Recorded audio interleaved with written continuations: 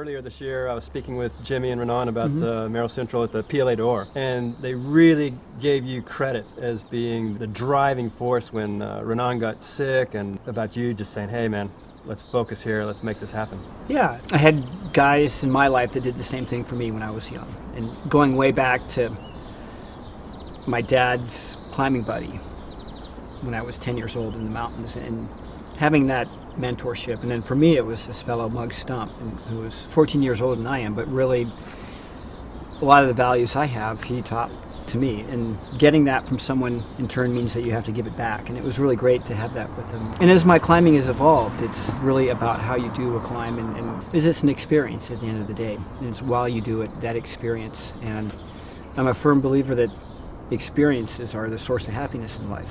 I mean, material things are good, but the experiences that we have, those are the ones that create happiness. I think I asked you, Jimmy, how did you get him as a mentor? And I think I asked you, how did you get Mug Stumps as your mentor? And you said, you don't get to choose your mentor, they choose you.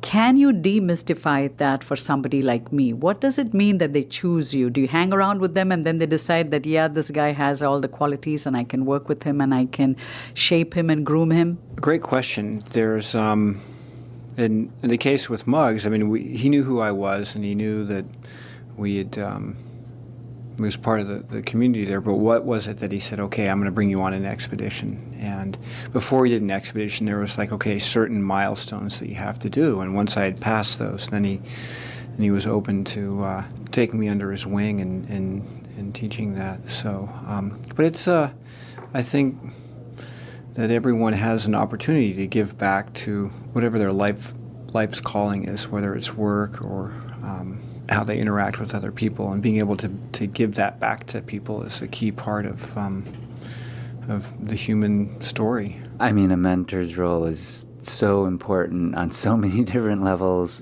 and because the mentor teaches, whether that's technical skills, as, like Conrad mentoring me as a climber, the way he climbs and his systems, I know that his systems he's refined over 30 years, and he had an incredible mentor who refined his, approach to climbing for 30 years. So you're getting this collective knowledge that's been passed down. There's that aspect of it. In climbing, there's also the aspect of sharing kind of the style of climbing and what's appropriate and what's considered, a good style.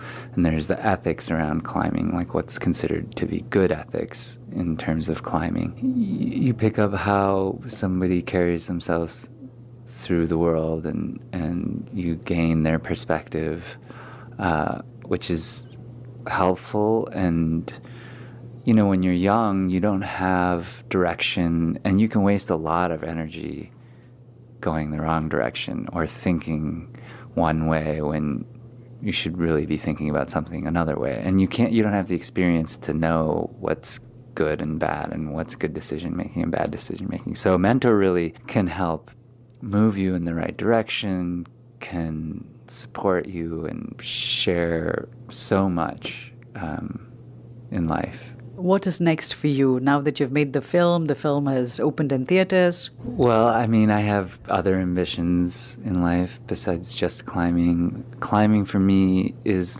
something that I really love, and it's like therapeutic for me, and so I'll always climb. Can you succeed in this world without having someone to kind of push you to those boundaries and kind of lead you to that step? I would say no.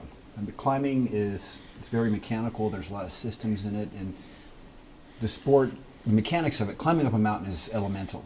We do it as children, and we've done it for many thousands of years. But the mechanics of it all were adapted from sailing. So that learning about the ropes, if I hadn't had someone to show me what a belay was and how to set protection, I would not have been there. So you can't learn it in a vacuum. And it's the same way making a film or writing or life. Life is about taking your knowledge and sharing it with the next generation. And so I guess that's kind of an ideal setup for what you did with Jimmy. I mean, you get to the point where you're about to make your final kind of push towards the summit, and you hand over the reins, or you kind of nominate Jimmy to take the lead on that final push. Was that ever in your head where you're like, should I take it, should I not take it? Or was that kind of this, in your head, what was going through the process to kind of give that gift over to Jimmy in such a big way? I knew when he said, I'm going to come back, it was one of those two guys that was going to lead the last pitch. Because we were so close in 2008, and we basically almost repeated the whole route except for the very end. So it was super meaningful, and it was a collective, the three of us being on the summit. So. And Jimmy, but receiving that, I mean, going back to that mentorship conversation, it's like receiving that, kind of acknowledgement or that trust to take the final pitch. Yeah, I was pretty focused on the climbing at the point, but the significance has not been lost on me since. And in the making of the film, we definitely, when I told Chai that story, I hadn't thought of it to include that because it's so personal, like deeply personal, and she really was like, wait, no, that's a very, very significant point. And